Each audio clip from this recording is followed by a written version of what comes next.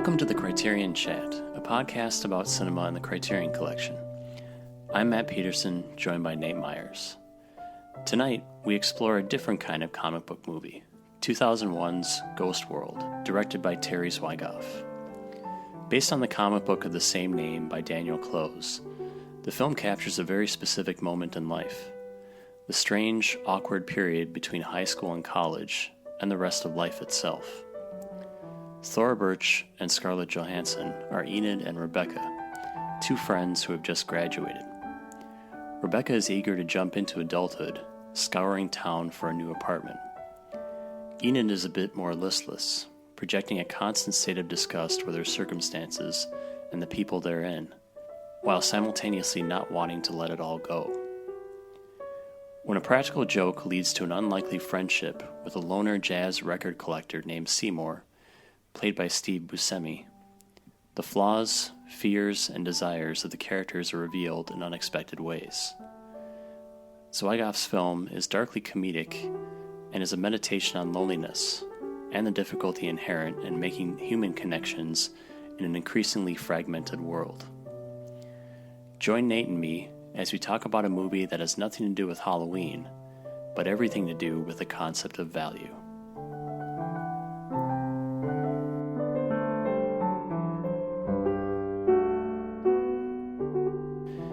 So Nate, this is another more modern entry into the Criterion Collection. I was pleasantly surprised when this was announced for inclusion. This is a film that has really become a cult film over the years. I did see it shortly after it came out. I think when it hit DVD, I didn't see it in the theater. But I've seen this film several times now, and it's one that has stuck with me over the years. So it was nice to see Criterion really kind of shine a new light on this film. I'll throw it to you, your experiences with Ghost World, your overall opinion of it, or the first time you experienced it. I can't remember if I saw it in the theater or if I saw it on DVD right when it came out on DVD, but it was perfect timing, right? It's 2001. It came out in the summer.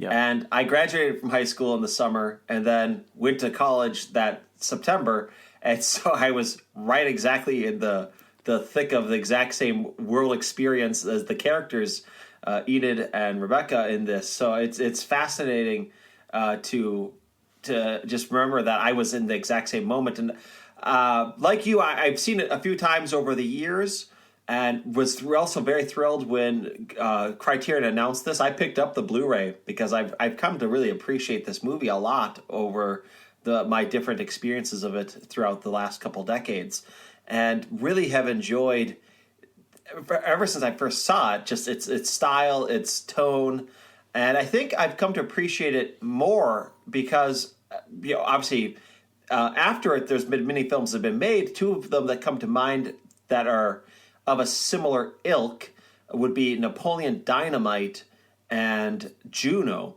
both of which came out a few years after this. And I think about those in relation to how this film works, and how much better this handles its characters and its story than those did. The idea of these two young, late teens girls that have a great friendship and kind of a funny, ironic attitude is very similar to what you'll find in the main characters of Juno, but here it's a lot more balanced, a lot more believable, a lot more human, and not so pithy as you'd find in that later work. And if you think of this in comparison to Napoleon Dynamite, they both are dealing with, shall we say, peculiar kinds of characters, and Napoleon Dynamite is sort of condescending and belittling its characters, whereas this has, I think, a great affection for its characters, which makes them quite endearing, despite their many eccentricities, as their own failings. We come to kind of love them and appreciate them for who they are. So, to me, it's a film that's been very much the beneficiary of time, which not all movies can be said to be that. I think this one is. Yeah, we graduated high school the same year, so you're right to say the timing was perfect, and it really the film captures again that awkward in between period very well, right? And I think you make a great point about how it has real affection for its characters. At no point in the film do I feel like the director or the writer are pointing out these outcasts to make fun of them, right? They are humorous. They are bizarre characters.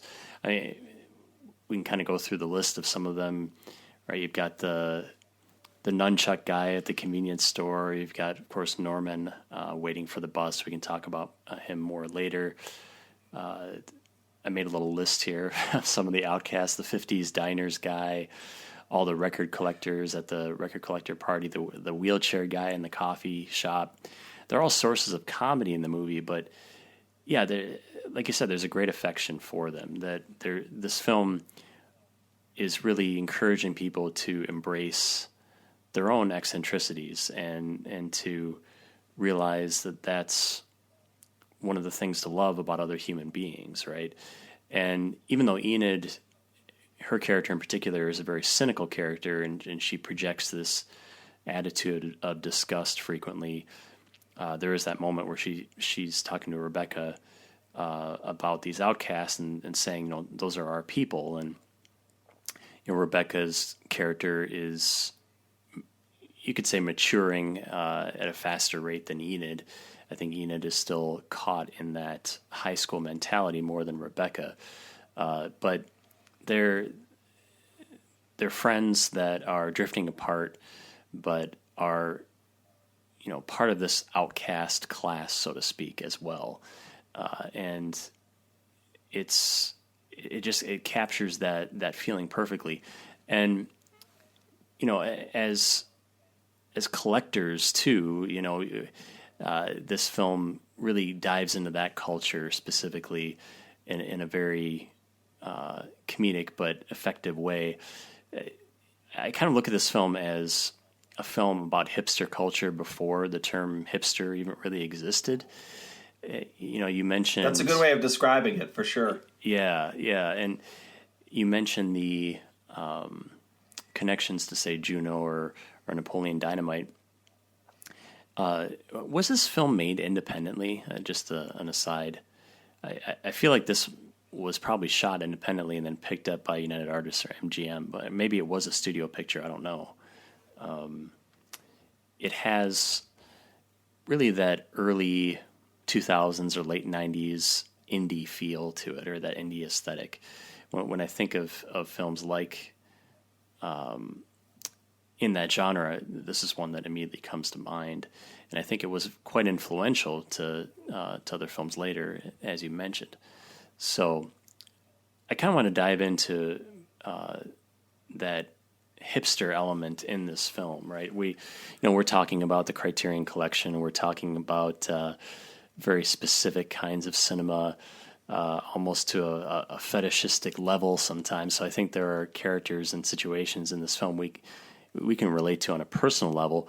I have to admit I'm less of a collector type than I used to be. I mean, I used to collect comic books more and other things that I don't really do anymore. But I totally understand the culture depicted here, especially among the jazz record collectors and how they're chastising each other over hairline cracks and sleeve conditions and things of this nature that may seem so dorky and nerdy and bizarre to people in general.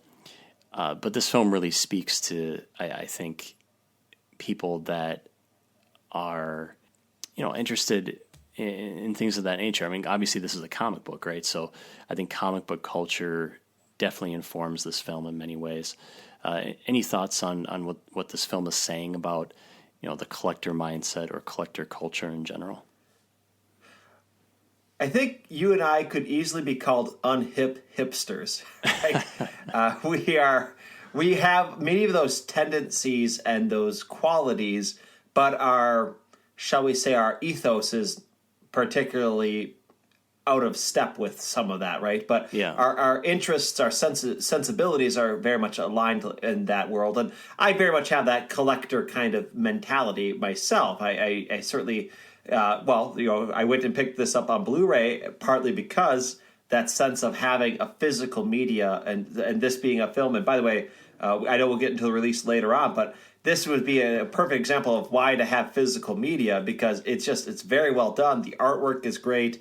The insert is great. I mean, there's just really good stuff in terms of having the physical thing. So I can very much relate to and appreciate it.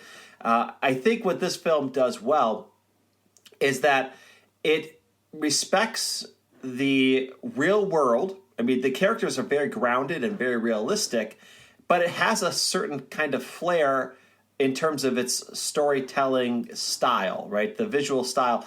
Obviously, comic book movies have become quite popular and overwhelmingly popular, perhaps, with the past decade and a half here. When this comes out in 2001, you had had the Batman movies in the 90s, but those were kind of fading from memory. Nobody was thinking about comic movies the same way they are now. The X-Men movies really hadn't taken off yet. So this was a time period where you had films based on unusual comic properties, and Ghost World would be among those. But there are others that came out around that time. I'm thinking of some of the adaptations that came out from Alan Moore's work, the League of Extraordinary Gentlemen. There was also From Hell. So these kind of unusual comics that were being made into movies. And what I think this film did so much better than the rest of those is that it didn't go overboard in terms of how it tried to portray the comic book aesthetic. If I'm thinking of, say, a movie like Dick Tracy, now that's obviously, I think 1990 that it comes out, so it's significantly earlier than this. It was so literal, I guess, in the way it presented the comic book nature that it became almost cartoonish, right? This, I think, has a certain kind of color tone that's very alive. There's a lot of rich colors in the cinematography, but they also are believable as something I would watch in the real world. And I think it does a great job of capturing this kind of mostly unknown element of comics in which people are making stories that are based on something probably very real that they see and encounter in comic book stores and in these kinds of novelty shops. I'm thinking about, obviously you mentioned the jazz collectors, but I'm thinking about the art class, the remedial art class that Enid has to take in order to get her diploma to graduate from high school during the summer. And the teacher, the Roberta Ellsworth, right, played by Ileana Douglas, and how it captures that kind of mentality, the superciliousness of some of those art teachers, and the very shocking way in which Enid takes from Seymour the coon chicken mascot or promotional caricature of basically like a minstrel show, and has this African American man presented as a comment on racism, and it's seen as being this profound work of art, and it's just a snide, snotty child. And it's funny to see that being portrayed and capturing some of these very real dynamics that take place in a slightly heightened way, but not so heightened as to be unbelievable. I think that's what I liked about this film, and that's where I think it's if we're talking about comic book movies, this is one I think people should see, because I think it does show a different kind of aesthetic and tone that oftentimes we don't associate with comic book movies, but it does. I think it does have its visual storytelling very much rooted in the comic book tradition. It's almost like an underground comic book movie, right? And the film really does emphasize that underground art scene element. There's at least one scene in a comic book store, and obviously you're not seeing Spider-Man comics and X-Men comics, and it's really featuring kind of more of those underground books and those smaller publishers, those less known authors and artists would feature stories like this, right? Stories that are more about daily life or a slightly heightened reality. They weren't superhero stories. And the film really kind of takes that whole subgenre to heart and almost translates it to a cinematic form in a very accurate way. I mean, you're right to say that it never falls into what you would expect to see for a comic book aesthetic, right? It does have the slightly saturated colors. It's a very colorful movie, but you never see. But there's no split screens. There's no split screens, comic frames, or like the first Ang Lee Hulk movie or something, where they're just going overboard with this aesthetic idea of creating a comic book experience. But at the same time, the choices of shots are very deliberate and almost painterly, right? There are longer takes, wider shots. They're well composed. So in some ways, they do emulate comic panels at certain points in the film, but it's never in your face, and it's a little more it's more subtle, I guess, is the best way to put it. But at the same time, you mentioned Ileana Douglas. I've known art teachers like her, even though it may have seemed heightened in terms of its depiction. It's not. It's not, yeah. And I've had those teachers. Yeah, they are real. Yes, yeah, and she's one of my favorite characters in the movie because I think it captures that type of person so perfectly, right? Someone that's just very with affection. Yeah, with affection. And again, it's never, haha, look how stupid this person is, or look how silly this person is. This is someone that is in her own world, and she's very passionate about her opinions and her politics and her art, and there's a purity to it, even though it may be someone that you don't necessarily agree with 100% of the time. And that black and white short film that she always makes me laugh so much. Mirror Father Mirror. It doesn't remind you of where we kind of were at roughly the time this film came out, to be just going to those undergrad film festivals and things like that, where you'd see this kind of crap, and at the same time kind of thinking, wow, this is really cool, but it's probably because you're 19, you don't know any better, but it was just kind of fun. Yeah, in her case, she never moved past that. But yeah, the grainy black and white VHS shot short film that's full of shadows and dull parts and metaphors and things of this nature. It's just so perfect, and there's a lot of little detailed jokes in the movie too. If you it goes by really quick, but if you look at the credits at the end of that short film. If you just read those credits, it's very funny. It's like all these foundations or whatever that help support this film, and just the names of them. I think one of them is like Why Not Me Fund or something like that. It's good. So, and like you said, it's always affectionate because I think the author, Daniel Close, I don't know a ton about him, I guess, but you just get the sense that the people behind this understand what it means to be a struggling artist, right? And they can find the comedy in it and the absurdity in it, but they always will have sympathy for it. So even though you have this kind of bonkers art teacher, they still find that purity of spirit in that character, and in the pursuits that she has in this remedial art class that may not amount to anything in the world of art at the end of the day, but it means a lot to the people in that room, right? And yeah, so, exactly. You can think of that.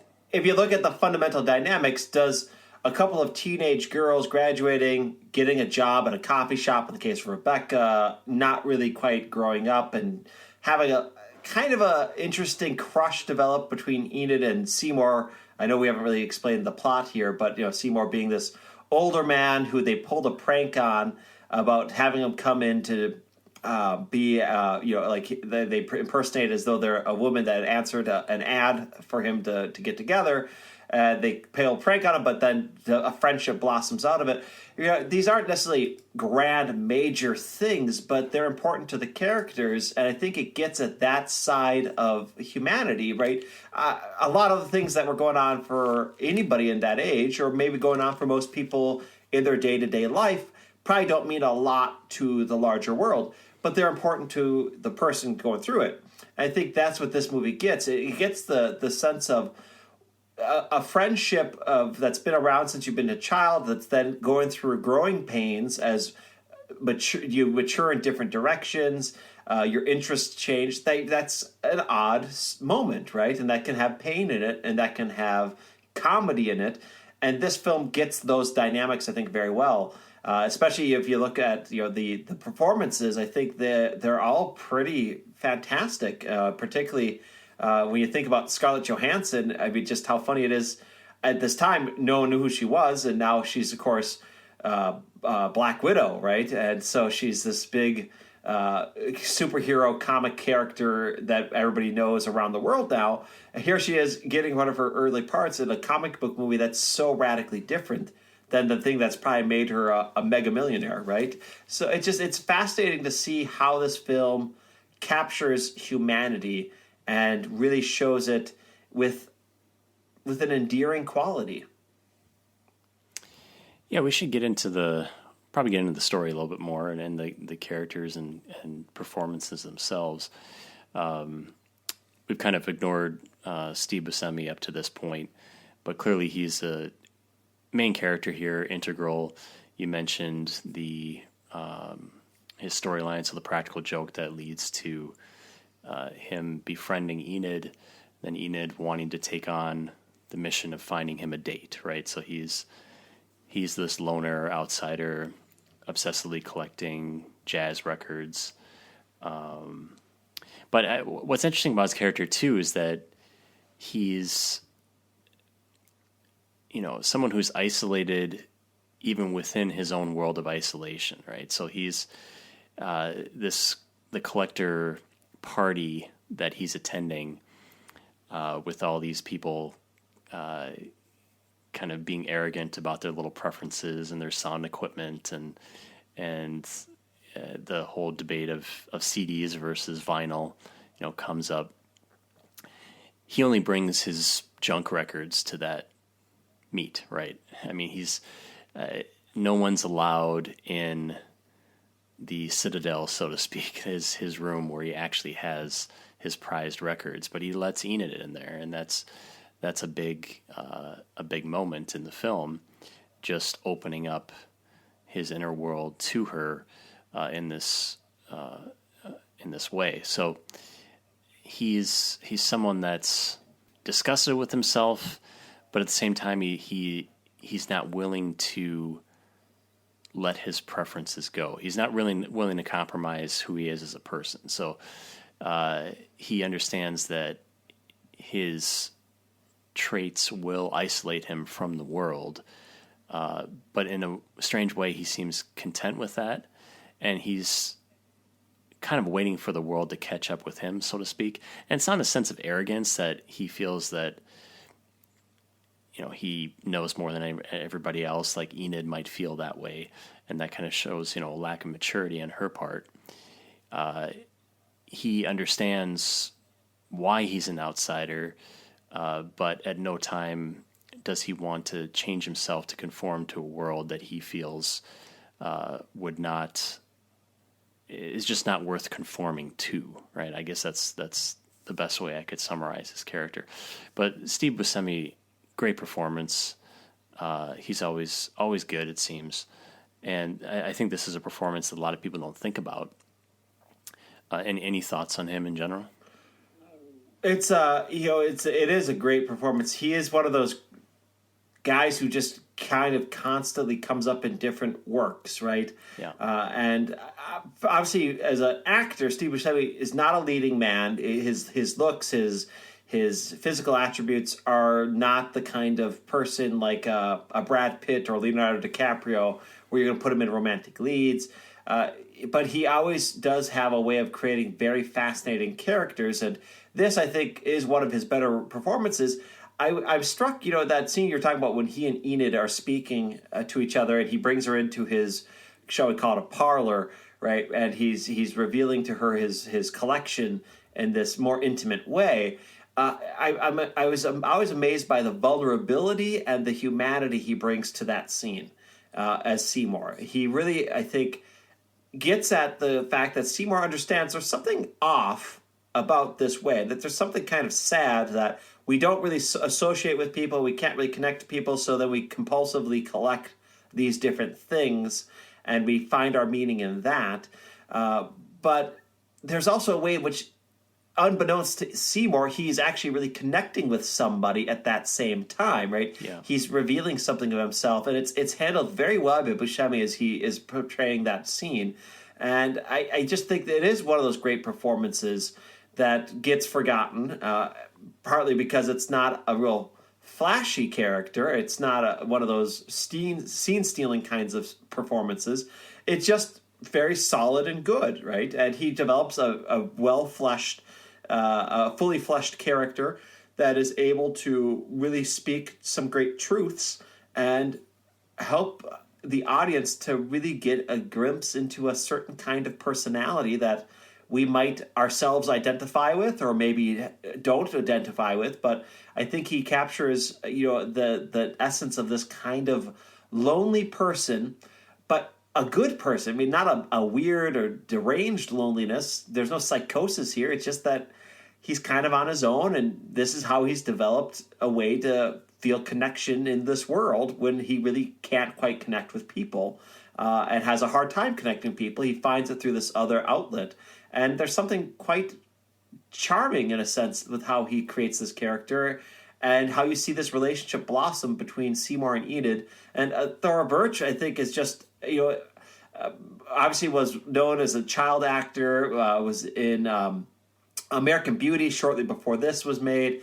This, to me, is, I think, her crowning achievement as an actress. She just does a lot of great work capturing that sarcasm, but also the ignorance, of this kind of character. So I really like her performance as Enid. I kind of wonder what happened to her as an actor. I've heard various things over the years that she just wanted to back away from Hollywood in general. It makes me wonder, what happened in terms of her experience with acting, but it seems like she's coming back to do more things here recently, which is good to see because she's a real talent for sure. You mentioned her being a child actor. I remember her being in the Harrison Ford, Jack Ryan movies. I think she was in both Patriot Games and Clear and Present Danger as his daughter. But she's outstanding. Like you said, she has a vulnerability to her character as well, just like Steve Buscemi. And even though she's projecting this cynicism or this disgust with the world in general, she too is trying to connect, right? She's trying to define who she is as a person, trying to find a direction in her own life. Her identity as a high school student is no longer applicable. And as you said, the film ultimately is about loneliness and connection and how human beings with all their eccentricities can navigate those waters to make a real connection. I just love the scene with Seymour and Enid, kind of their first scene at the little garage sale where he's selling some records. And it's still kind of the tail end of that practical joke, right? Where Rebecca and Enid they're kind of making fun of him at this point still, even though they're at least Enid is, I think, starting to take a genuine interest in him as a person, maybe more as a fascination, almost like one would observe an animal in a zoo. But that viewpoint goes away quite quickly. But Buscemi's performance in that scene, I think, is very subtle and very effective when he's describing the music that's on the record that he's selling her. And you can tell that he has a great passion for this, but he's embarrassed by it at the same time. And just the nuances in his performance communicate that perfectly. And I think, we've probably all had that moment where we're talking about something we're really passionate about with someone that just couldn't care less, right? And I mean, that's happened with me with films before where,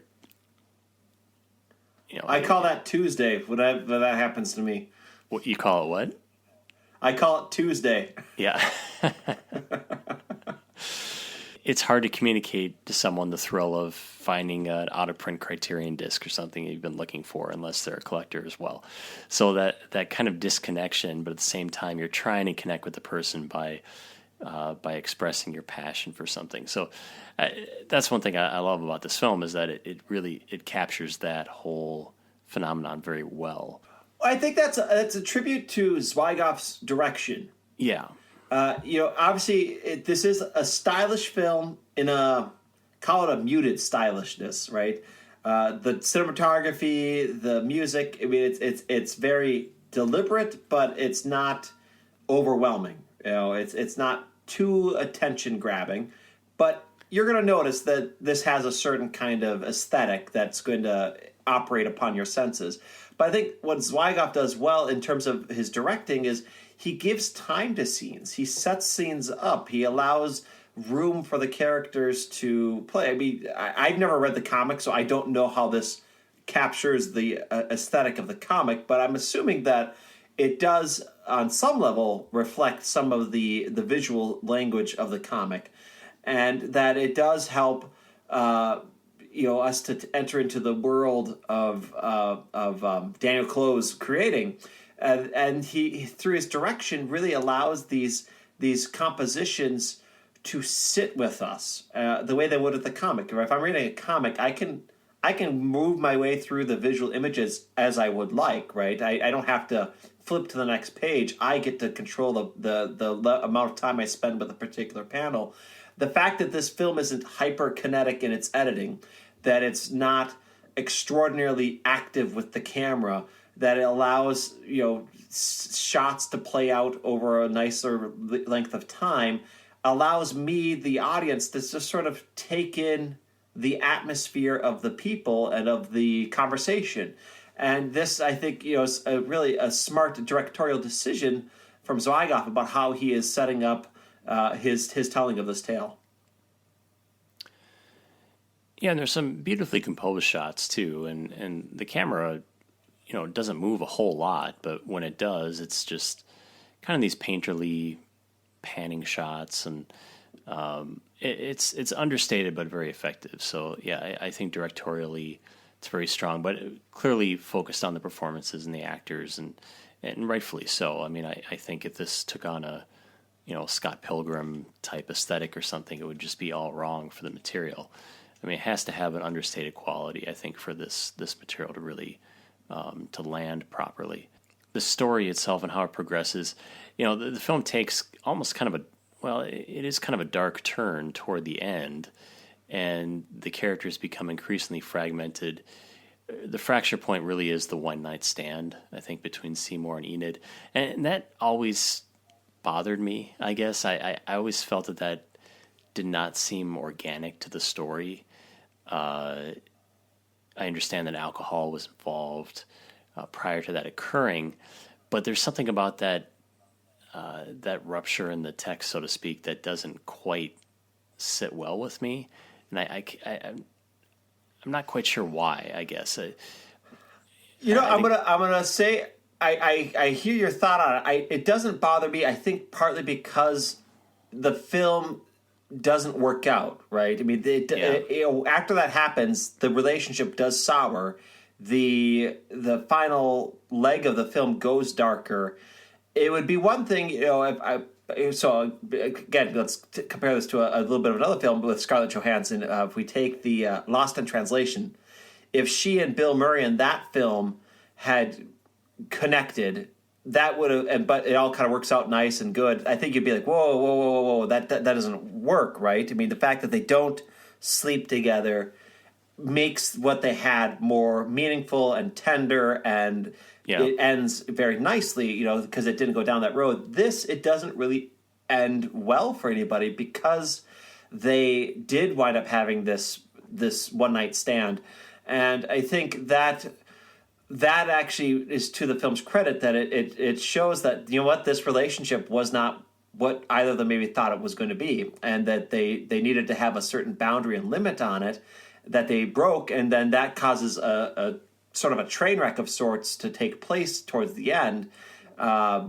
I think actually is to the film's credit. So I don't mind that part of it at all. I actually liked it.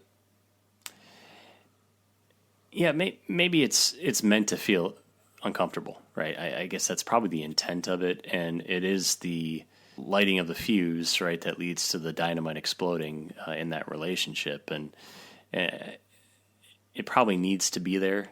But Lost in Translation is a good comparison, right? Like, that's one of the great things about that film is that scene never happens, and going in, you expect that that's going to occur at some point, and the film is better for it because it doesn't.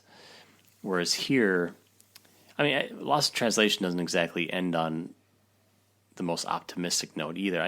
It's open interpretation, of course, but it's not maybe optimistic in, like, you don't expect them ever to get together again, but you get the sense that what they had is special, and they will take with them in a positive way somehow, right? That they will both have emerged from this relationship better for it. This one, you don't get that sense at all, but you get the sense they could have if they hadn't had that encounter. Yeah. No, I think that's correct, and it makes the audience uncomfortable, I guess, or it makes me uncomfortable watching it. And again, I think that's probably the intent, and I think that's probably an effective I'm just going to say choice. It for the whole world. Steve Buscemi having sex makes everybody uncomfortable.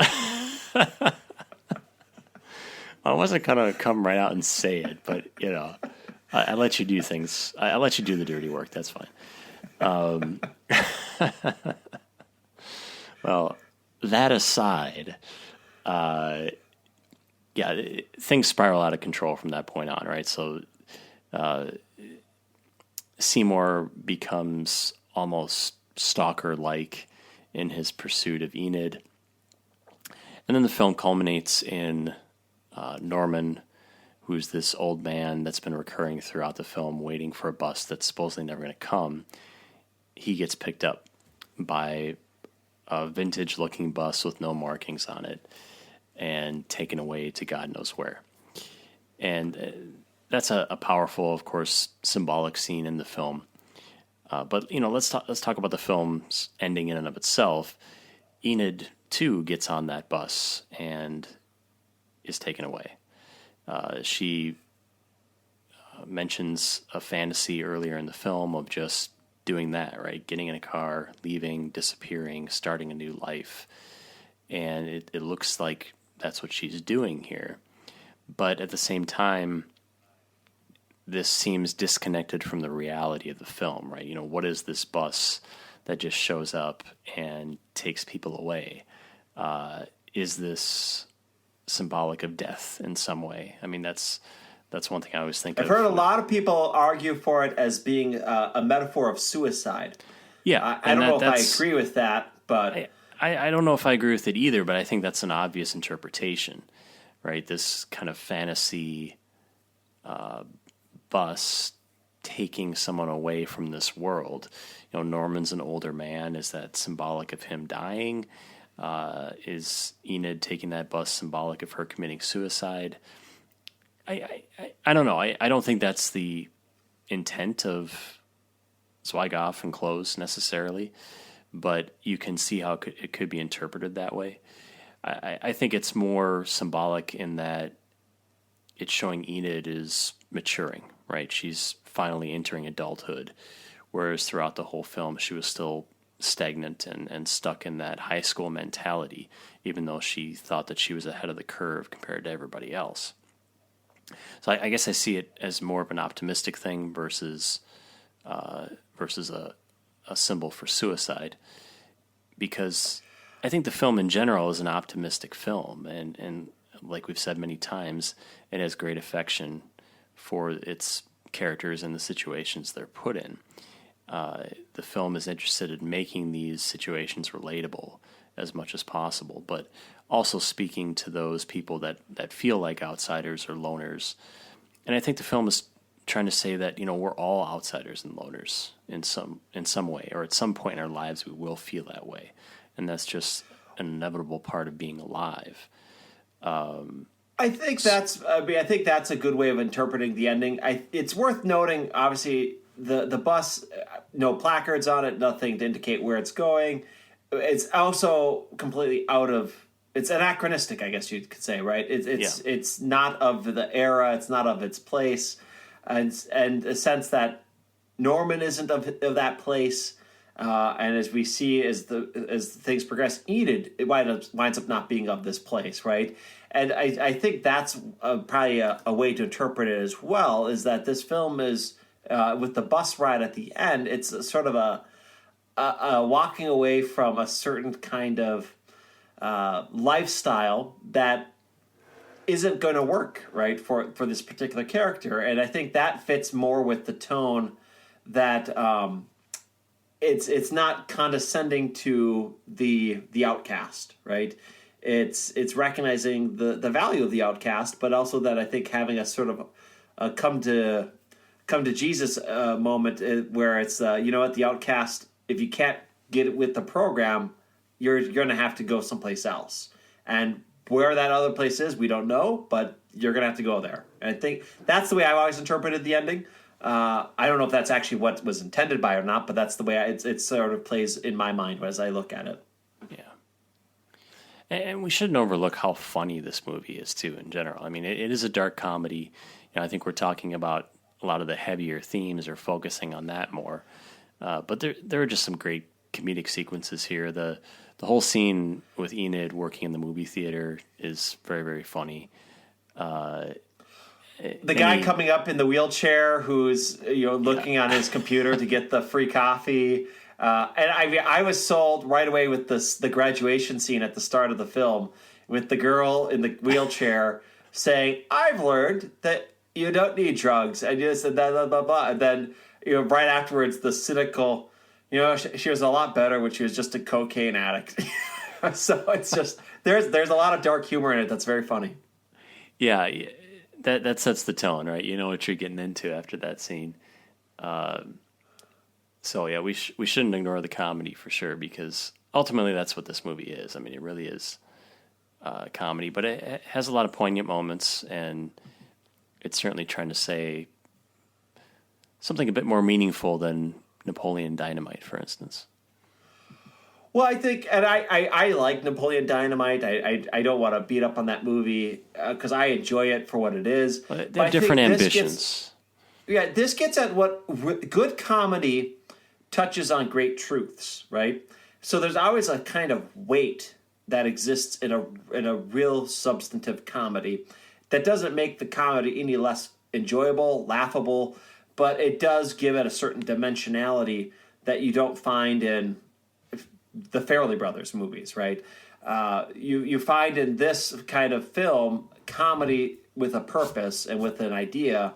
And so, yeah, you can laugh. I think of this, again, you go back to the beginning with the graduation from high school, the other girl shows up and says, "Can you believe we did it?" And the response is, "Yeah, we graduated high school." There's a humor in appreciating the kind of the laissez-faire attitude of Enid in that moment, but it's also getting at a certain kind of truth of, well, what does that really mean or amount to in the world today, right? And that's where the humor emerges from more fundamentally, is you have a ironic discussion of things that people just kind of take for granted or don't really reflect upon. This film reflects upon them with a certain kind of sarcasm, but at the same time, a certain kind of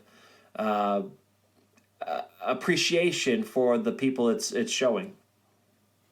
Well, any other closing thoughts, or we can move on to Criterion's release and discussing that? No, we can talk about the disc. Yeah, so like I mentioned earlier, I was pleasantly surprised that they put this out. Uh, I think it was released. When was it released? A couple years ago? Can't remember. Yeah, exactly. 2017 probably, somewhere around there. Yeah. So it's a new transfer. There's audio commentary with Zwigoff and Daniel Close and one of the producers. I guess John Malkovich is one of the producers on this, which I didn't realize. There's some new interviews and an excerpt from that Bollywood film that opens the movie, which is always kind of a funny opener with that tracking crane shot that goes by the different apartments. It's a really memorable opening to this film, with some deleted scenes as well. And so I don't own this disc. It's on the list of something I'll probably pick up down the road. But you mentioned there's quite a bit of artwork. Yeah, so if you actually have the disc on the inside, they have the different sort of Polaroid pictures on the inside of the artwork that they take throughout the movie. So those are just kind of neat little things there. And then they have a little mini comic that would be, I would presume, I'm not an expert on Ghost World, the comic, but I assume was a replica of one of the original comic books that was made, that Daniel Close wrote. So they have that in there, and then just in the actual, liner notes and all those different essays that are part of the packaging, they have different artwork that's been included with it. So it's just a really neat package, for sure. Yeah, the cover's neat. I always wish, though, they used the original logo, Ghost World logo, because I always kind of like that font. But they went with something different there. But I think it's original artwork just for the Criterion release, if I'm not mistaken. I would assume so, just because it looks so much like the actual actors. Yeah. We'll see what our answers are, but I suspect I know what they will be. Should Ghost World be in the Criterion collection, Nate? Even though this isn't a particularly well-known film, I guess you could call it a cult classic of sorts, but it's not a super well-known film. I do think it's had more of an influence than people might realize. I think some of those films we've talked about, like Juno, were probably influenced by this. I think there were other films, this kind of underground comic book genre of filmmaking that has existed, and this is a pretty significant influence on that as well. So I would say yes, I do think this actually tapped into a certain thread of filmmaking that emerged at the start of the 21st century. So yep, definitely I would say put it in there. Yeah, I would agree with you. Like I mentioned before, when I think of early 2000s indie-type films, this one certainly comes to mind, and I think it did help define the style and aesthetic of a lot of the films in that period. So it's nice to see it featured. I think it deserves to be in the collection. As you said, it's become a cult film, so that alone is probably a helpful attribute as well. But yeah, definitely people should check it out if they haven't seen it. It's something that's definitely a product of its era in many ways, but there are things that I think everyone can relate to, especially among film fans and people that just collect anything in general. There's a lot to enjoy here. Thanks for listening this evening. Our next film will be This Is Spinal Tap, which will be released in June.